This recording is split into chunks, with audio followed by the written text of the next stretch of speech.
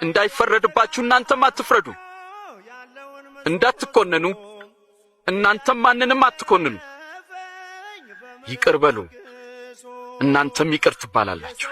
ጌታ ሆይ መንገድህን አሳየን።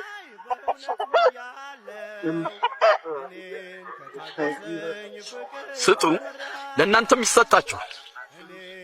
በምትሰፍሩበት መስፈሪያ ለእናንተም ይሰፈራል። እውር እውርን ይመራ ዘንድ አይችልም፣ ምክንያቱም ሁለቱም በጉድጓድ ይወድቃሉ። በራስህ ዓይን ውስጥ ያለውን ግንድ ሳታይ በወንድምህ ዓይን ያለውን ጉድፍ ለምን ታያለህ?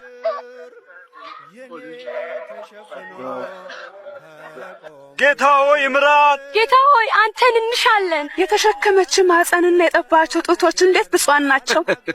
ብፁዓንስ የእግዚአብሔርን ቃል የሚሰሙና የሚጠብቁም ናቸው።